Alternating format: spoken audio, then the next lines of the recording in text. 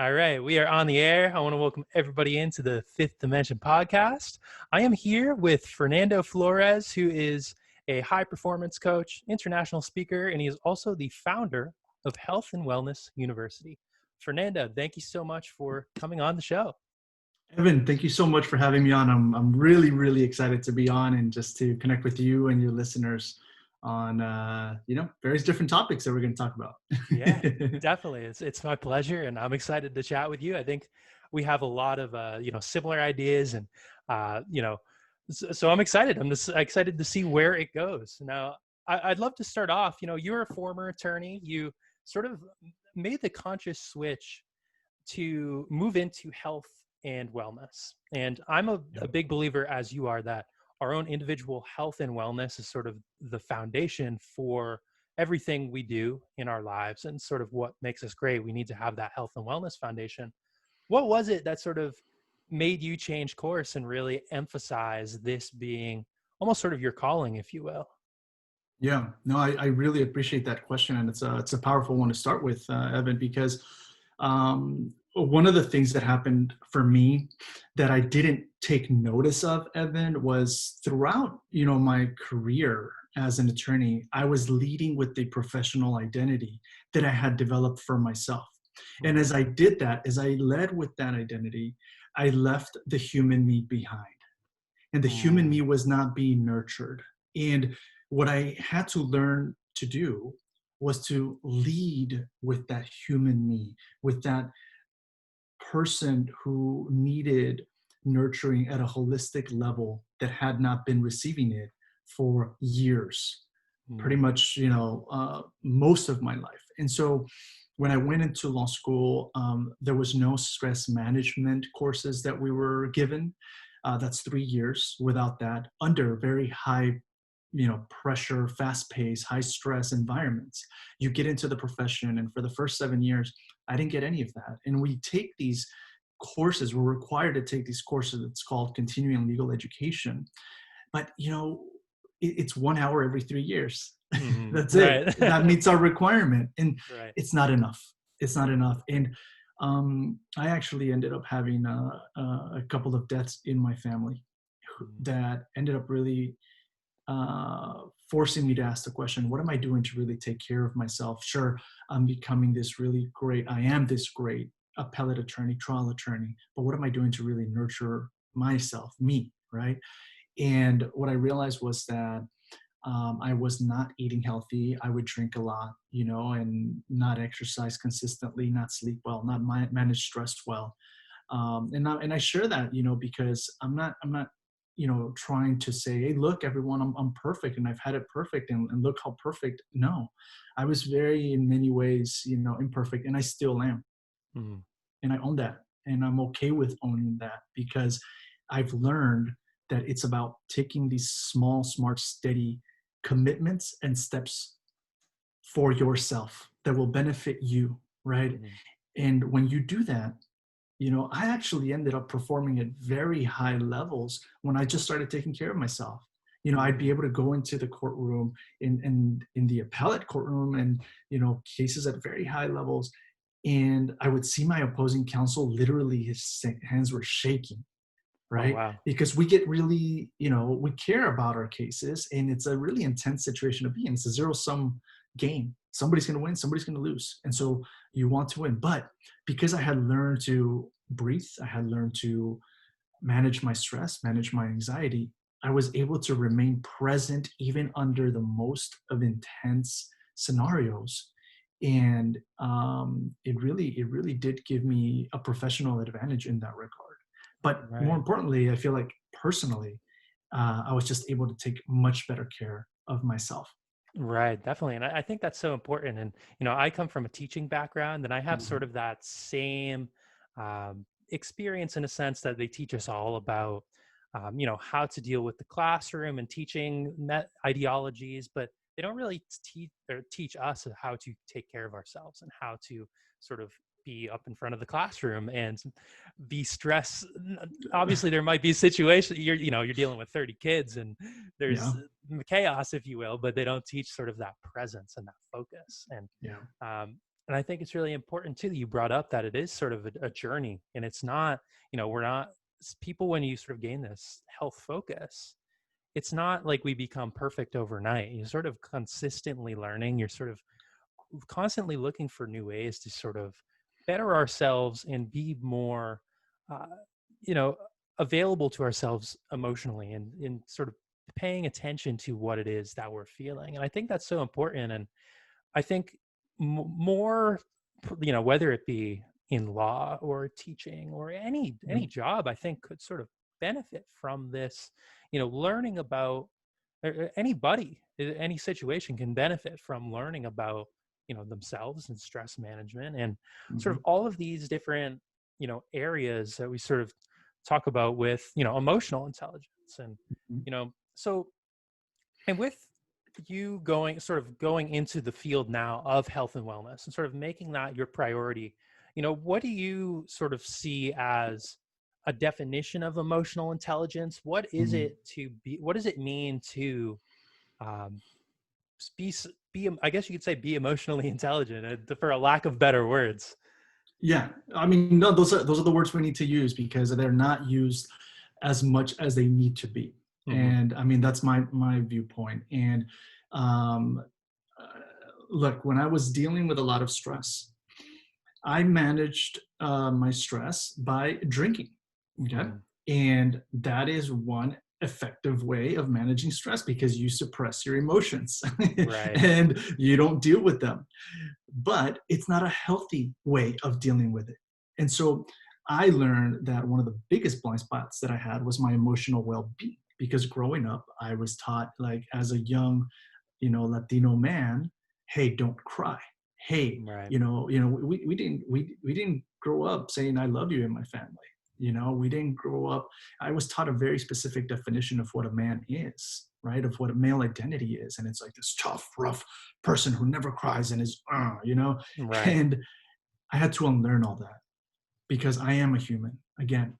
Right. I had to let go of dealing with this male identity that I was given, right? And Right. so I, the best way that I can describe uh, emotional intelligence is your ability to become aware, understand, and recognize your emotions so that you can develop processes and mechanism to manage emotions in a healthy manner.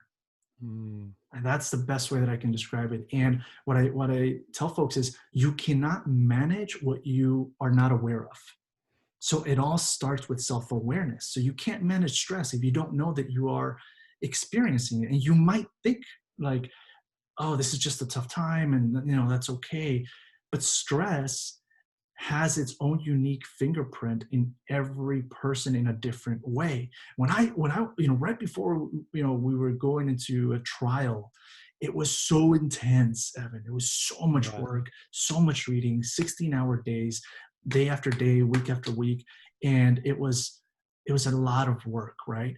And when I didn't manage it effectively, for me, one of the things that would come up, I'll just tell your audience, my eye would start twitching, Mm, and that was one of my, like, emergency lights coming on, but I never paid attention to it. I just thought it was like, okay, whatever, it's just this thing happening. And right. I didn't pay attention to my body. I wasn't self-aware in terms of those physical fingerprints that were coming up for me. But for other folks, it shows up as migraines, it shows up as lower back pain, or just in general back pain. It shows up as other types of twitches as well, Right. a lot of different ways, but that's how I would Right. define it. And I think that's a beautiful definition. Like, that's sort of all encompassing on what I would define as emotional intelligence as well. And, it's interesting you brought up sort of, using drinking as an example to sort of almost like numb our emotions. I feel like Yeah. we're very much taught to, and it's just everything in our society feels very almost externalized in a way where, we aren't necessarily encouraged to look inward or sort of look at our own Mhm. conditioning and look past sort of specific layers of what our identity that's placed upon us. Like, we sort of all have our own upbringing. And, I very much relate to the idea where it's like, I it's not okay to cry as a man. And there wasn't a ton of like loving, like compassionate gratitude in a sense. And that's not something that was outwardly displayed to me. So it's like I have Mhm. to, you have to learn and like pick it up. And I think maybe a lot of people sort of use, vices like drinking or, drugs or, various even forms of addiction. I've heard, I think Russell Brand talk about how his addictions all stemmed from sort of a lack of, connection with others and sort of not wanting to look inside of himself for, you know, problems too that he was facing. And so he would turn to things such as, these vices. And it makes me curious, like, how do we sort of encourage this self-awareness and encourage this, it's almost like an inward journey, if you will, to sort of recognize that, it is okay to look inside. And maybe how do we also encourage people to do that and support them in that, because it's not something that Yeah. when you're doing it alone, it can feel very isolating. It can feel very lonely. It can be because it is a very personal journey. So but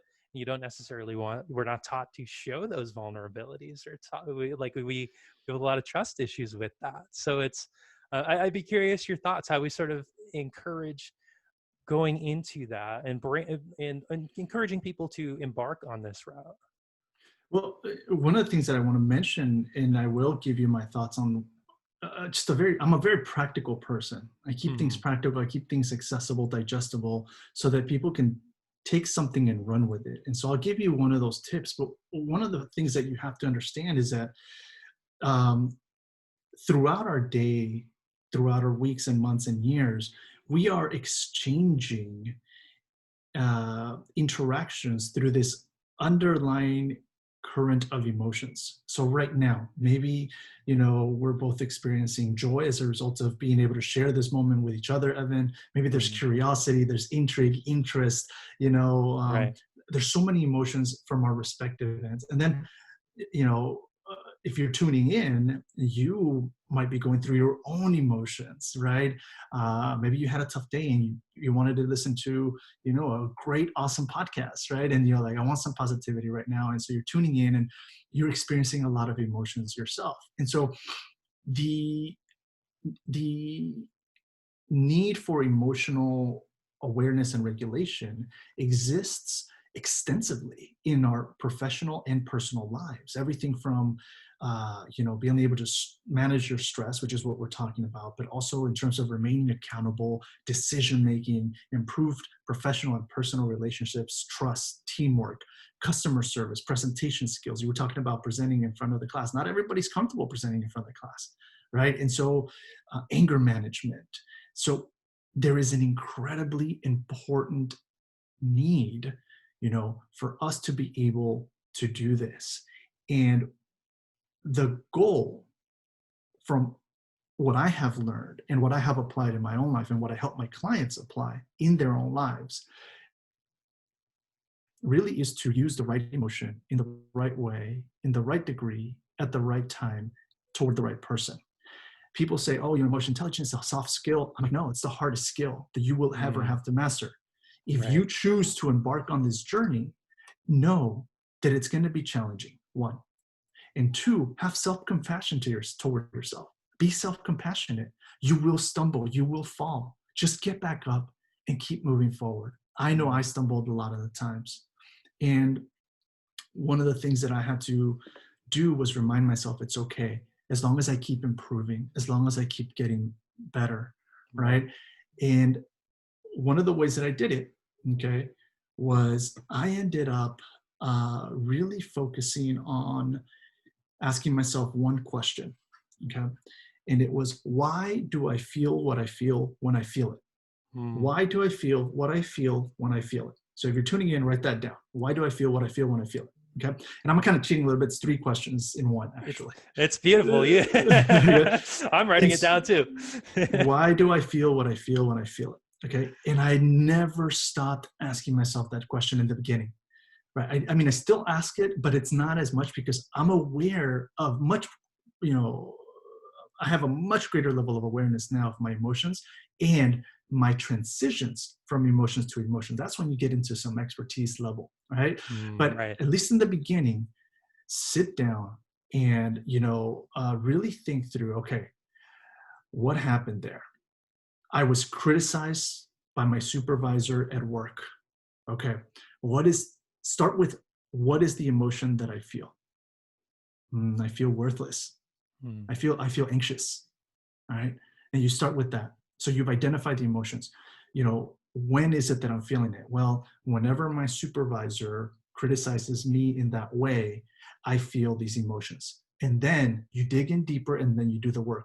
Why do I feel that way in those situations? Well, that's when you start thinking. It could be uh, trauma from the past. Maybe you were criticized in a very harsh way before, and you really haven't worked through those emotions from when you were younger, where it didn't feel good to be criticized in that way, Mm. right? And you start just connecting and working through. All right, so how can I move forward? How can I process when I feel that worthlessness and I'm anxious? I'm not worthless. And it's okay for me to feel, some anxiety around it, because I obviously haven't dealt with that, Right. past trauma, right? And so I'm going to be compassionate toward myself in dealing with that, but I'm going to reframe it. When my supervisor talks to me in this way, right? What is something that I can do to turn that interaction into a positive? Okay, I'm going to learn from it, right? Mm. I also maybe can speak up and say, hey, I want to set some boundaries. I appreciate what you're telling me, and I'll take it and I'll improve. But I also want to know, what is some things that are working, right? Right. I want some balanced feedback. And you can set your boundaries around that. But if you don't know what's going on and it just feels bad and you stop there, then that relationship is going to continue and continue and continue. And you won't know that you need and want to set some boundaries, because then if you leave that unmanaged, what happens? Well, your behavior becomes impacted because you become isolated from yourself and you avoid contact with the supervisor, you avoid contact with your colleagues. It just becomes a downward spiral. Also, Right. your body's physical reaction becomes impacted because you feel tired. Maybe you lose appetite, right? You don't feel motivated to exercise because, oh, that was such a bad interaction. And then your thoughts are impacted too. And it's actually sometimes your thoughts start and then your emotions and then your Right. behavioral. It's not this linear thing. It's a combination, and it happens in different ways. And it could be that I'm not good enough, and Right. that's one of the worst things that can come up within ourselves. Where we start thinking that because we receive this criticism, I'm not good enough.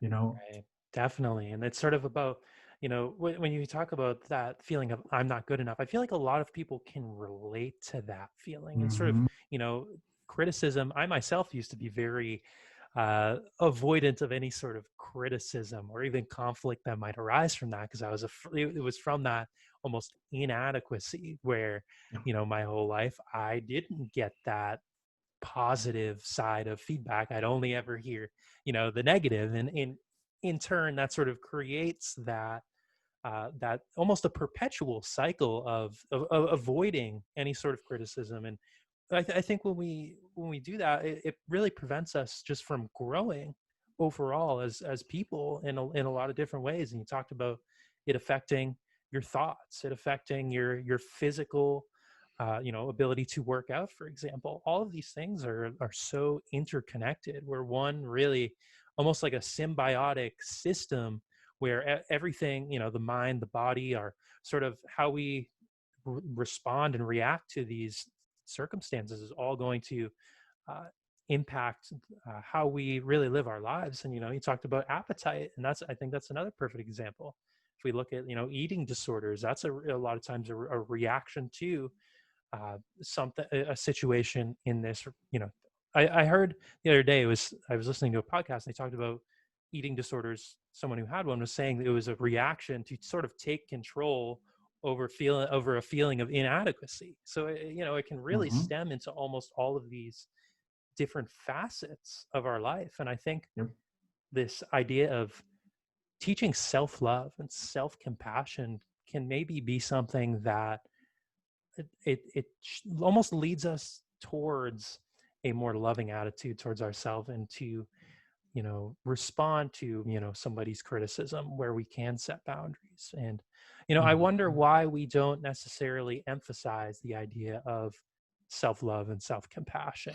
Working in a school, I worked with a moderate to severe social emotional disabilities. That was sort of my Mm, role, and I was working directly with them. And in there, obviously, we're doing sort of those practices for kids who have depression and anxiety. But when I go into the general ed setting, I don't see any of that necessarily being taught. It's all about lessons. It's all about meeting mhm, certain standards. And I feel like almost maybe our priorities on sort of what we emphasize needs to be maybe from, okay, we want our generations to be successful and have, we do want them to have great careers, yes, and sort of follow this path. But maybe we should start with teaching them about themselves first, and teaching about their own inner systems and their own, you know and everybody's going to be different, but I think sort of the idea of self-love and self-compassion can maybe be something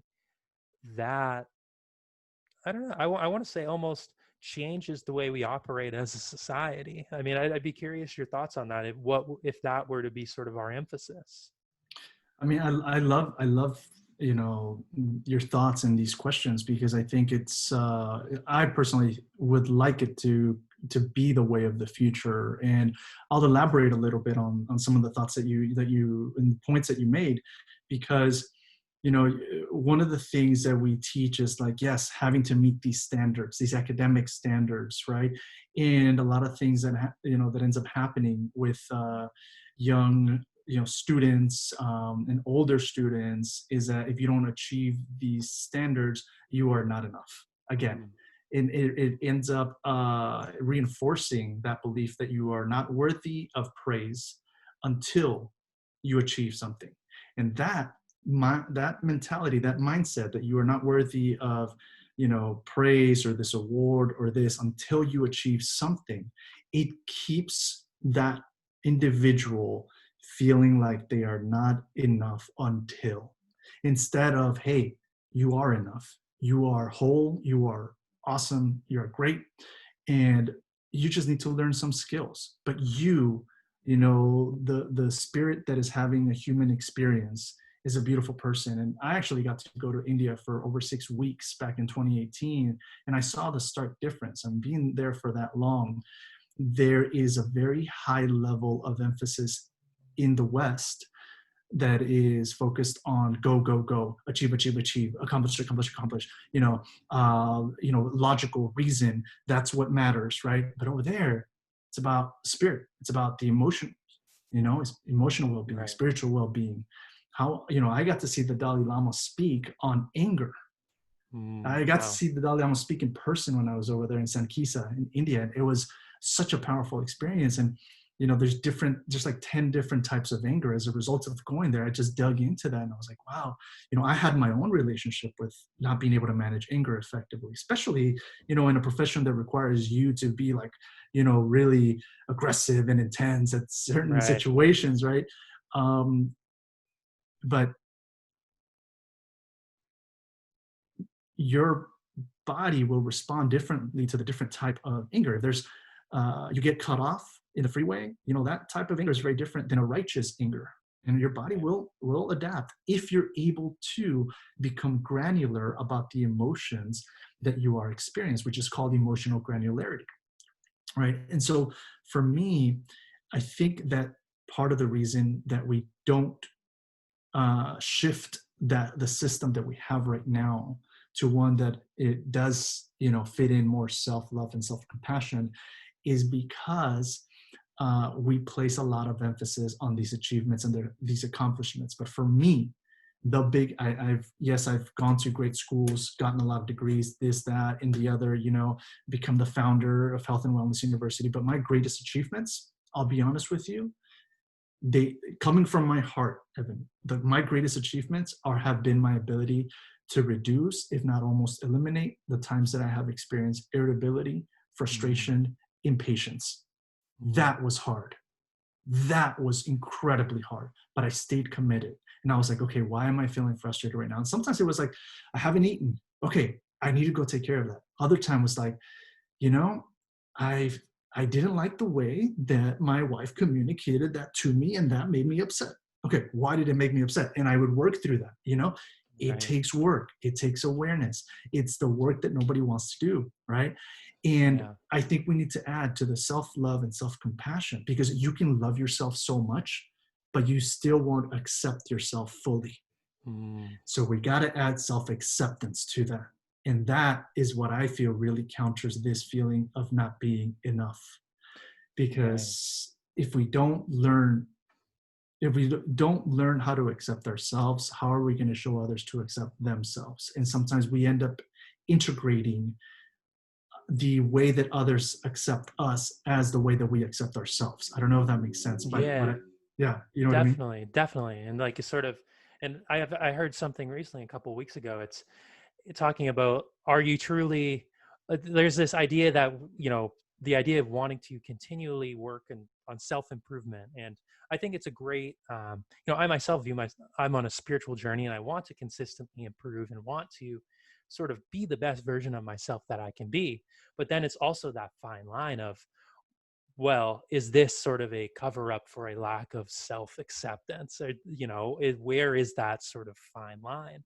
And that was sort of like almost an aha moment for me. I was like, oh, Yeah. I hadn't analyzed that question. Yeah. Yeah. But and I think we really need to sort of cultivate that, self acceptance for, and when we can do that, it almost, not that it doesn't necessarily, I don't want to say it doesn't matter what we do, because we still have goals and things that we want to accomplish, but we can sort of be content with the however things play out. Almost, a lot of things that happen in the world and situations that arise are completely beyond our control anyways. I mean, certainly we can choose what path we go down, and we can choose sort of the direction we want to take, what our purpose may be. But so many situations are out of our control, and we can sort of just be content with the flow of the journey, and just accept where we are today in this moment, and be able to almost sort of look back to from where we were even just a week ago, a month ago, a year ago, yesterday. There's this idea of competition is something that's just so engraved in our society. Like we sort of almost place ourselves in competitional hierarchies, just in sort of trying to continually climb a ladder, if you will. But it's almost, it seems like a very linear process, but really the only competition we should be having is to see if we can be better than we were yesterday, but sort of also accepting who we are today. And I think that's something that, if we can emphasize that, it will sort of create a more loving and compassionate society. And in turn, we talk about all these grand issues of, whether it be, racism is a huge topic of discussion right now, especially in the United States. And, you know, issues such as that, where a lot of times it stems from a lack of knowledge about others, and not seeing ourselves in others, and not having that empathy. I think, it sounds like a pie in the sky idea to say, I want to end racism, or I want to end Yeah. structural injustice. Yeah. But I think it's the solution is simple enough, in a sense that it starts with individual um, recognition of yourself, and sort of Yeah. eliminating that competition. Because if you can eliminate the competition, you begin that self-acceptance. And when you can accept yourself, you can begin to really accept where other people are coming from as well. And I think it really is all encompassing, Yeah. if you will. I really like the comment about, working toward a society that is not racist. It's a big challenge, Yeah. but I do feel that there are a lot of ways in which emotional intelligence, emotional regulation, emotional awareness comes in. Mm, Because if you are someone who wants to understand what your conscious and subconscious biases are, and maybe you have mm, you yourself are white, and you take a test, and you realize, I have a bias toward white people, a strong bias. How can that, is hard for me to hear that a lot of emotions are coming up. But if you stop there and you don't do any more work because it's uncomfortable and it's emotionally challenging to go there, to what extent are you improving yourself for the betterment of our society, right? Because racism is the public health crisis of our generation. It has been, and it continues to be, right? There's a lot of issues, that I can talk about in terms of health disparities when it comes to heart disease, diabetes. Um, you know, there's a lot of issues when it comes to that. But in terms of emotional processes, if you instead say, okay, well, this is hard, but I want to do it. And you find a motivating factor, because I want to be more accepting, of the Black community, of my Black brothers and sisters. I want to be more understanding. And I want to, like you said, I want to see myself in them, and I want them to see themselves in me, as different as we might be, right? And if you manage your emotions as you engage in a process of owning, the white privilege that you have, right? I'm not Black, I'm Latino, but I also have certain privileges, right? That I have learned to accept, and it's not always easy, right? Mhm. But it's not supposed to be easy. And as long as you remain committed to yourself and to growing and learning and that work, and doing it in a compassionate way, right? Because we tend to be our biggest bullies. It's Right. like, if you engage in that work and you don't know how to manage the bully within, there's going to be a lot of self-judgment, guilt, shame, blame. Right. And you can't have that as you engage in a process of dismantling, right, systemic injustice. And Right. so I think you said it very well, and I just wanted to add some additional thoughts as it relates to what we're talking about.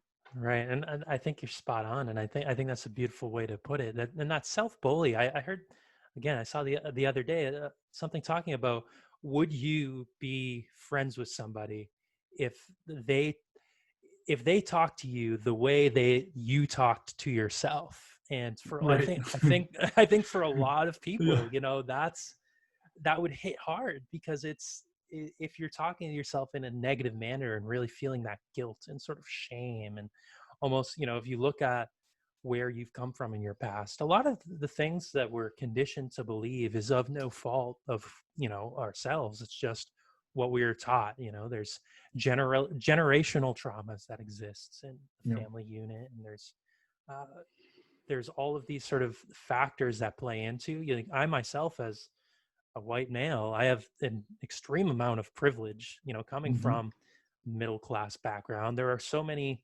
uh, people all over the world, not just in the United States, who don't have the same opportunities as me. A white male in Yeah. the United States, that's, I think if I were to look at the statistics, like that's almost by itself is like top 5% like opportunity in the whole world. And that's, Yeah. and that's just something, I can, how do I respond to that is sort of going to be ultimately where I go. Like, am I going to feel a level of guilt and shame about myself for that?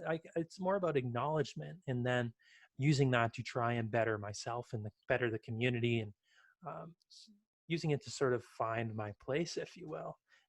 What sort of like techniques do you find helpful for cultivating a sense of self-acceptance when going through sort of these processes, and sort of looking for ways to Yeah. uh, I guess cultivate self-love? Because I think it is something that we have to learn how to do, and it's not going to happen overnight. But what sort of things did you find helpful for yourself, and you find helpful for clients you work with?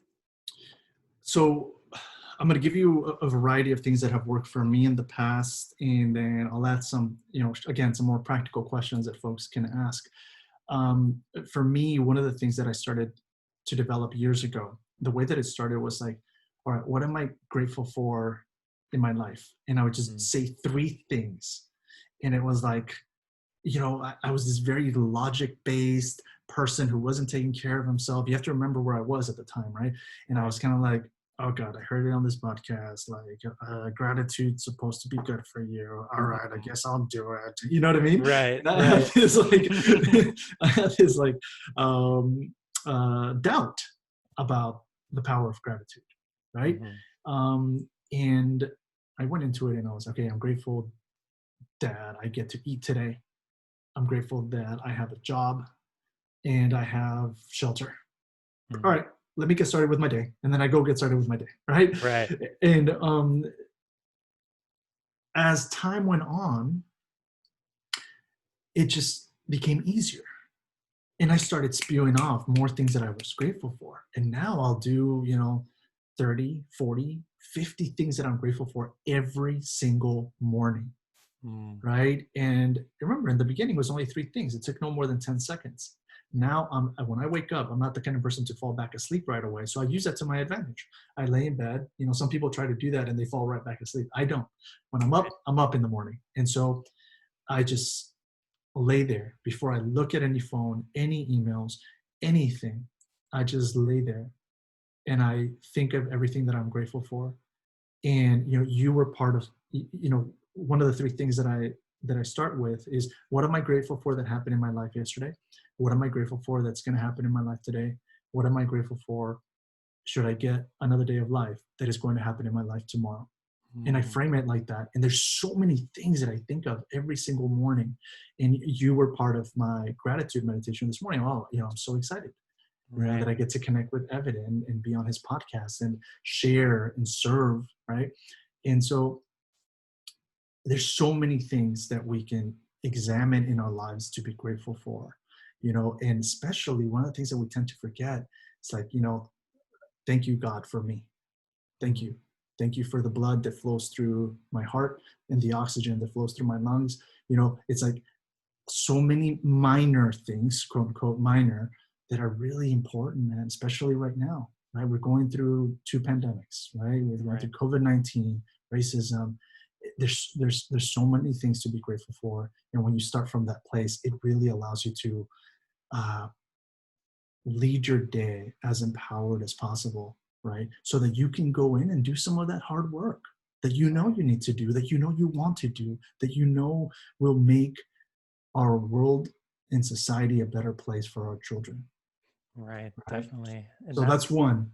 that's incredibly beautiful too, to sort of come from a place of gratitude. And I very much relate with the idea of how you started off at the beginning, where it's like, Yeah, gratitude, I know it's good for me, and it's almost sort of like it's become almost this like tacky mainstream idea to get to to try and live out of a place of gratitude. Like people might like sort of just chuckle and laugh if somebody tells them to have a gratitude practice, but it really is empowering, and it is really yeah, it puts you in that place of, you realize sort of what a blessing it is just to be alive, just to be here, just to, yeah, and the same thing of, having the podcast with you. I was thinking earlier today, I was like, oh, I'm really excited. And like, how great is it that I can just sit and talk and sort of have this empowering conversation and share that with people and hope they take something from it. Like that is in itself is an incredible feeling. And it's like, bringing that gratitude into our lives is something that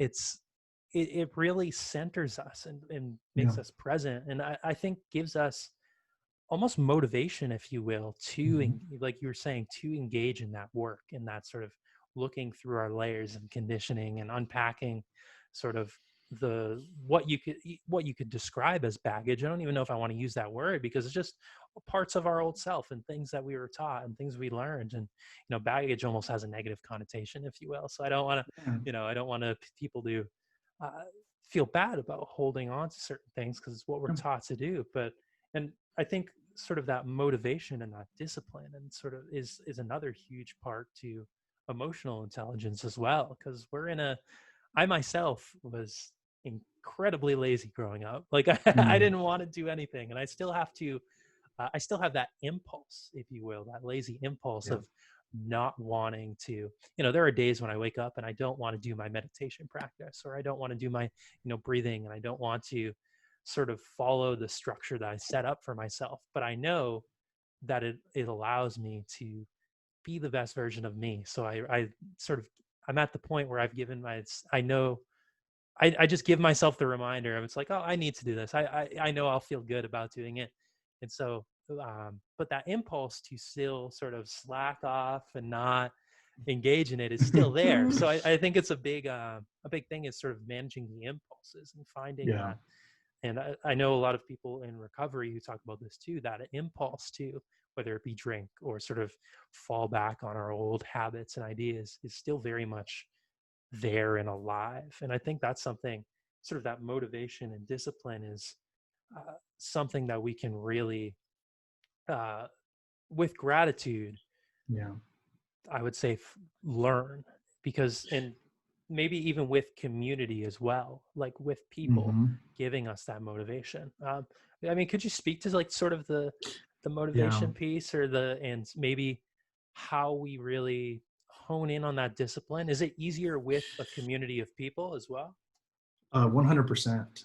100%. I mean, I run a very, very tight uh, uh, community of folks who are prepared to do that work and who have been doing this work, Mhm. through that community. And we have what's called the Self Empower Hour, and it meets twice a month, 6 a.m. And we go in and we really dig in and try to find things like, all right, what are the emotions that are the most difficult for me to tolerate? What are the behaviors that I've used to calm those feelings down? Are those the behaviors that I want to be using? What are the underlying beliefs that I have about myself and others and life in general that really tend to strongly perpetuate any negative cycles in my life? And then also, what am I doing to foster the three most difficult emotions that we tend to experience, which is joy, love, and excitement? Those are incredibly difficult emotions for us to really foster. And they've Mhm. been, for not just right now, right? They've been, Right.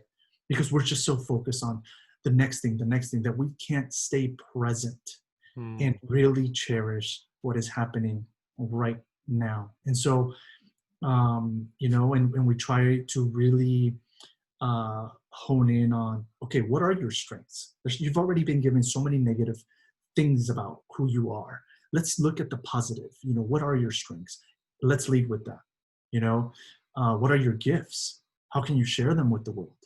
Right? And all this deep self-awareness that sometimes, I mean, is really hard, but everybody in the Self-Empower Hour really focuses on being vulnerable, because Mm. through vulnerability comes trust, right? And Right. through trust comes really powerful relationships. And so that's one just example that I have in terms of community, Yeah. that I've seen the power of doing it together. If you are doing it on your own, I recommend that you work with professionals, right? Whether it's a therapist or a coach, psychologist, psychiatrist, because things may come up that you need some support in. Right. That's okay, right?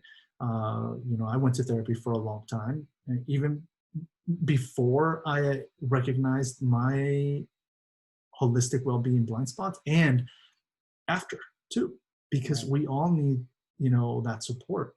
Now I work more with coaches, right? And coaches that continue to level my own skills and my strengths and my powers and my gifts, right? And I really do Mm. focus on that because, like you said, it's a continuous process. But one thing that I've learned to do in the past years is I've learned to accept fully and unconditionally who I am and where I'm at. And when Right. you work from that place, there's this level of serenity that seeps into your life that is really, truly beautiful. Mm. And it allows you to give more powerfully. It allows you to serve others more powerfully, right? And it allows you to give and serve yourself more powerfully too, and your loved ones. And so for me, journaling has also been a really important piece if you're going to, again, go in, because it allows you to see the patterns. I think I'm now on my fourth journal, Mm. and Right. every year I get a new journal. I'll finish one and next, and you look back and you see how much growth you've made, right? Or you see some things, you're like, wow, I'm still doing that. Okay, I'm gonna focus on that, Right. and I don't make it a laborious process. I spend anywhere from 1 to 10 minutes every morning. My gratitude meditation, it doesn't matter where I go. I've always taken it with me. It's been 4 years and I haven't missed a day. Mm. Every single morning. Same thing with my journal. You can look at my journals and every single day is accounted for because I take just 1 to 10 minutes. Sometimes it looks like one sentence. Sometimes it looks like 10 sentences. And I talk to people and they're like, well, I haven't journaled because, I want to write a page. And it's like, well, are you being compassionate with yourself? Why do you have to write a page? Write Right. a sentence, capture something from your life in that moment, and then keep moving forward and allow life to happen. And then capture something the next day. Right. So just some Definitely. additional thoughts. Yeah, and I think that's beautiful there. And I think what prevents a lot of people, like you were just saying, is this idea of maybe doing it wrong. Like we have this picture perfect idea of what maybe a gratitude practice or a meditation practice, or like almost sort of an expectation of what it should be like, that we don't engage in sort of the unknown of it and starting it because maybe it's not going to meet that expectation, or maybe we don't, we expect it to be a certain way, going in journaling on the first day, if you're trying to write a page, like good luck. That's gonna I that's not something that I would be able to do on the first page. Even now, I myself, I think I'm on journal number 3. Like I keep a Mhm, journal, and whenever it's not part of my morning routine per se, but I actually mhm, sort of use it more of like, oh, I know I need to write this down. I know I have this idea, this thought, and sort of just making it a consistent uh, just consistently using it, and not holding myself to a specific expectation of what my journaling should look like, allows me to sort of do it comfortably and free flow with it and yeah, trust sort of my own process with it.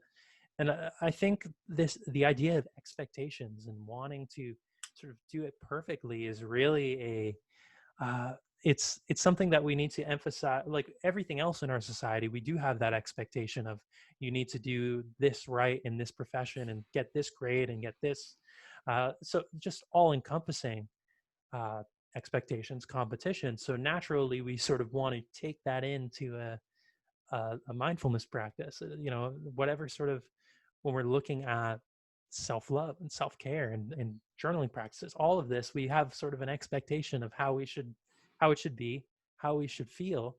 mhm, And I think when we don't, even if we don't consciously have an expectation, when we don't sort of meet what that expectation may be, or like even that unconscious expectation, we almost feel let down, we feel bad about it, and there's sort of I think maybe that's why people will give up on a practice after a couple days, or just do it once and be like, oh, that didn't work, I didn't feel anything, so I'm not going to do it again.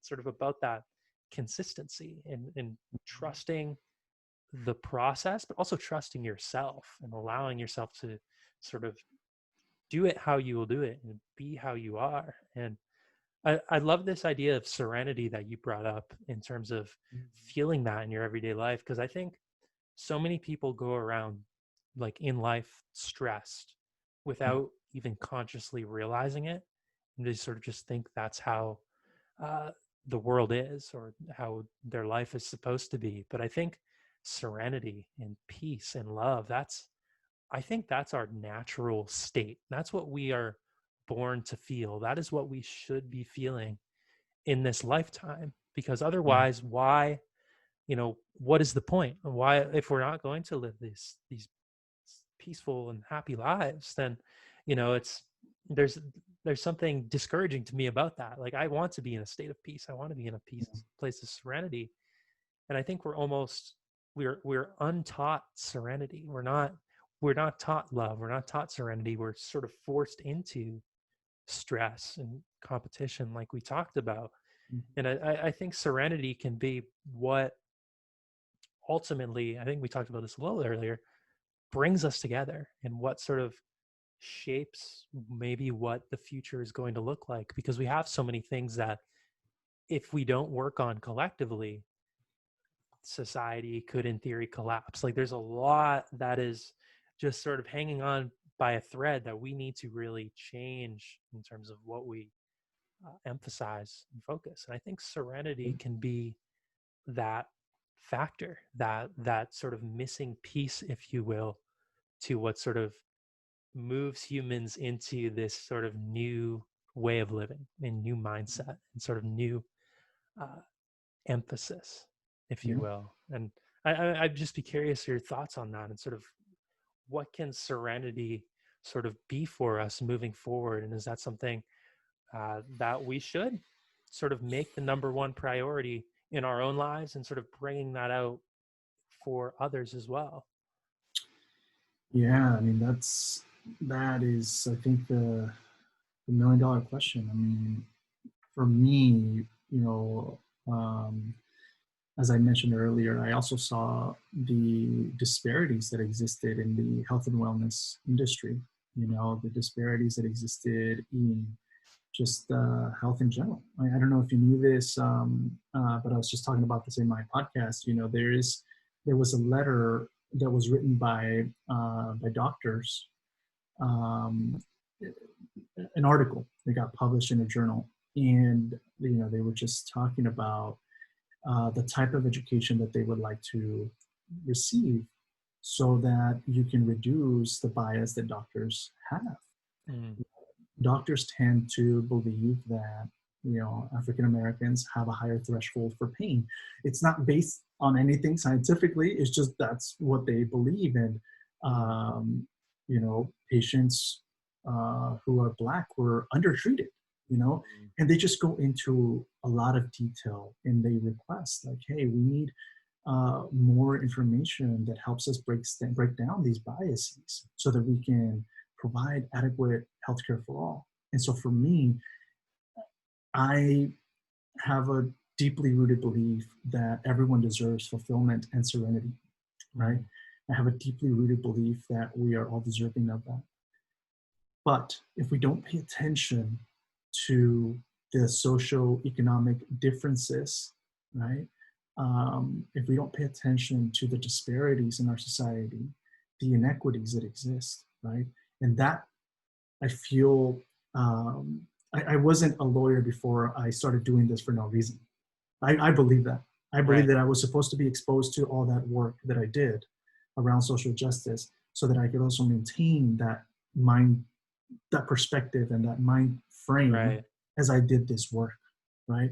And so if you have the awesome, beautiful privilege of being able to wake up in a home, have clothing, have food, healthy food, can exercise from home, can work from home, can give a hug to your loved ones. And then if you need to go outside, not be afraid that you are going to be harassed in any way because of the color of your skin, right? It's like privilege is not just about the positive benefits that you have experienced. It's also the lack of injustices and inequities that you don't experience it, right? And so all of that leads to our health and wellness, right? In some way, shape, or form. Because if you're a Black man who knows it's that if I have an encounter with the police, that is, I don't know how that's going to go, right? That is highly stressful. That is anxious, right? And there have been studies, of the levels of stress, right? That either Black children or Black men experience at much higher levels than the rest of the population. And so if you have all these privileges, right, what can you do, right, to one, foster serenity within yourself, but also what can you do to help others foster serenity in their lives? If you keep that perspective and you ask yourself that question, you will start seeing that the answer involves having a greater level of compassion for others who don't look like you, having a greater level of love for others who you maybe haven't thought about loving before, having a greater level of acceptance for someone who is different, not just on the outside, but in perspective, right? And when you do that, when you learn to love someone who is different from you, you are in many ways also loving yourself. Yeah. And so I think the way that you start that journey is, I love to tell people, like, you have to learn to move away from self-defeating self-talk to self-empowerment through what we talked about earlier: self-awareness, self-compassion, and self-acceptance. Right. So yeah, That's beautiful. That's such a beautiful answer. And I think it's sort of, it brings up the question of what is, is something, serenity and fulfillment, and that sort of that idea, is that moving forward something we should focus on as a human right? Like I think it Hmm. is. We sort of Yeah. need to almost redefine what the rights are as a human, and sort of Mm. look at it from that perspective. And then look, so then when we ask that question, okay, so it is a human right, how do the systems that we have in place either deter that human right for people, and then fix the system in a way that allows people to uh, have that opportunity to you know, be the fullest version of themselves, experience love and peace and serenity. And, I was just talking to somebody recently on my podcast about sort of the organic food movement. And they were talking about how oftentimes underprivileged communities and a lot of times urban Mhm. environments, they don't have access to healthy food. And there's Yeah. sort of this, it's all encompassing in the educational system. I could talk for hours about sort of the de facto segregation of our school systems in cities, and sort of the Yeah. privileges of you know being, let's say, white, and going to sort of the more funded school, while the poorer communities have less funding in their schools. So there's all these sort of systems that we have in place that really go against this, I would say, serenity and opportunity as a human right, and sort of a basic, uh, I would, basic right for people in the Yeah. modern day. And I think if we can sort of redefine what it means to be human, and uh, what sort of that looks like, and have it include serenity and fulfillment, and maybe move away from the idea that you have to just go go go go, constantly hustling and bustling all the time to have a fulfilling life, and sort of have fulfillment be something that is there for you. Like that is something we cultivate at the earliest age, and give everybody that basic, uh, that baseline, if you will. I think it'll sort of revolutionize, what we talked about, Yeah. how we treat each other, how we view one another, seeing ourselves in others, and sort of widening our lens to, I think of it as there's 7 billion people on this planet. That's 7 billion unique ideas, 7 billion unique Yeah. perspectives. Like, if we can all widen our lens and just sort of listen to one another, and have that sort of be, you know, everybody's our teacher, and we can sort of, everybody has that opportunity to feel fulfillment and be part of this sort of community, then I think that's going to revolutionize sort of how we organize ourselves and revolutionize the systems. But it sort of gets back to that basic question of, is serenity something that everybody should be experiencing, and fulfillment everybody should be experiencing? And I think both you and I would say yes to that question. Yep. Yeah. So it's sort of like, how do we, what is that next step? And I think it is that individual um, action and individual Yeah. empowerment. And because it's not like we can just pass a piece of legislation that'll make that a human right per se. So it Right. takes a lot of work, and I think we sort of have to reveal the collective darkness to sort of Hmm. find, bring to light all of these issues, and then find the ways to uh, move forward, is what I would say. Um, Yeah. I love that, and I would add just a small point that, um, try to look at it as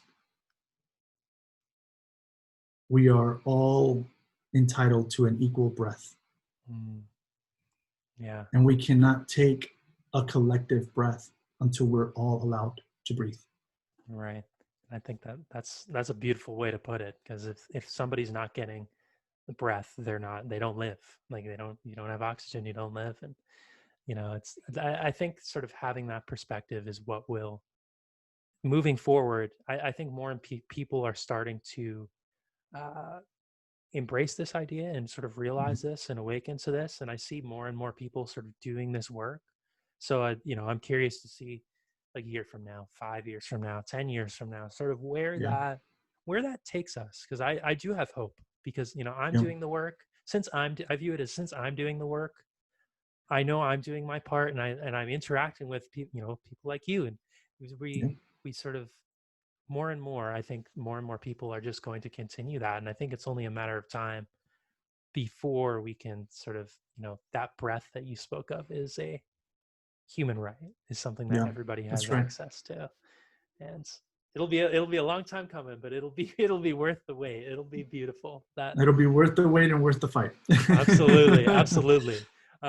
So we're at about an hour. We've hit on a lot of great topics, and I feel like almost a sense of like awe and enlightenment over here. And like, is there any sort of like last reflective points that you wanted to bring up to leave the audience with, or sort of what sort of next steps people can take after listening this, if they are sort of feeling a little empowered and ready to sort of take action? Where would you send them? And you can also include where to find you as well afterwards. But what's sort of your last reflective thoughts? Yeah, I mean, my share on that would be to push yourself out of your comfort zone and listen to voices that are different than yours. Listen to voices that maybe you are not accustomed to listening to. Um, Surround yourself with information and people who are speaking from the heart authentically and genuinely about their experiences, so that you can expand your lens, so that you can tackle some of your subconscious, unconscious, and conscious biases. That work needs to continue to happen. And it can only happen once you become committed to it and once you start taking action, in that direction. And um, I think another really important piece is, one of the things about social media, right, is that, um, when you post something, if you get like so many likes, you get excited, because what's happening is there's this there's this love that is being shown, quote unquote love, right? These likes, we call them Yeah. likes, right? As we all know them.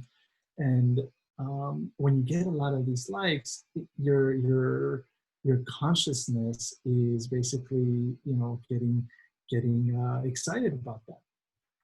But instead, what's important right now is that you share the opinions and the voice of the voiceless, of Mm, those who have been voiceless for a long time. So learn to reorient your actions, right? Instead of being tied to other people's reactions, learn to orient your actions on something that comes from the heart, and lead with love.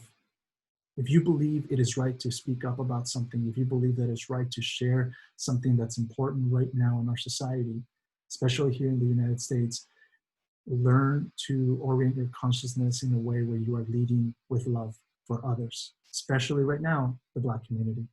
right. And when you do that, and you share that love from a place, from your heart, right, in a place that matters, you're gonna be able to, um, stand up, one, for what's right, and that's going to be empowering to you. It's going to be healthy for you, right?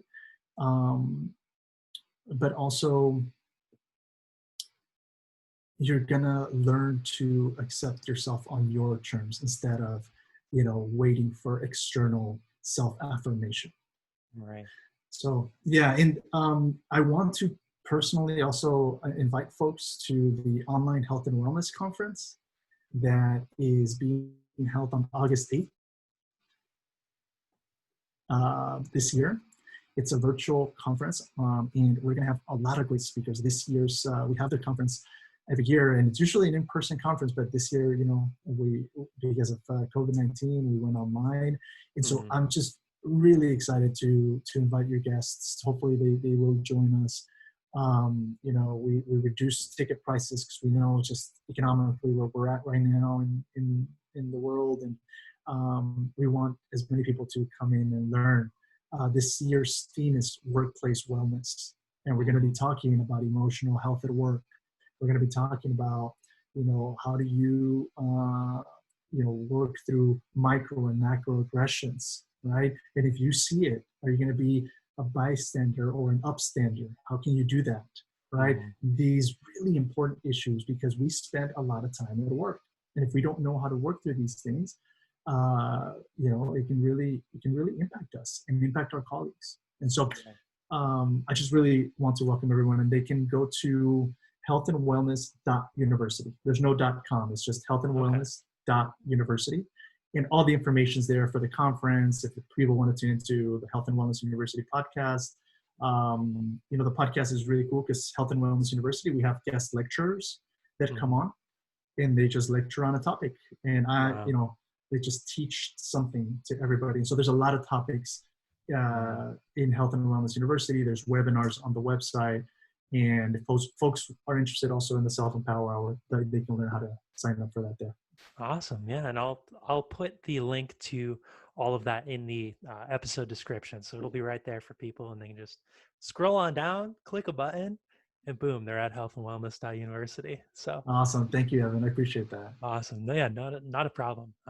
So Fernando, it was such a pleasure to have you on the podcast. I mean, I really enjoyed talking to you. I feel like I took a lot from this conversation. So I mean, I'm excited to get it out there and I hope the listeners took a lot from it as well. I know there was a lot of a lot of great points and I think important topics that we discussed. So, and you're welcome to come back on the podcast at any time because I think, we could talk about this stuff for hours. There's so many different avenues we could go down. So, I know it went by so fast, Evan. I'll be honest. yeah, seriously, I was after I made that one point, I was like, oh wow, we're already almost at an hour. Like, we could keep going on and on, and but that's the Yeah. beauty of it. There's sort Yeah. of there's never ending discussions when it comes to emotional intelligence, mindfulness, all these subjects, because it is so important. There's so many different areas we could cover. So it's all encompassing, but it's Yeah. beautiful. So um, awesome. So with that, that's gonna wrap up the podcast. Everybody go check out Health and Wellness University, and we'll see you next time. Sweet. Now we'll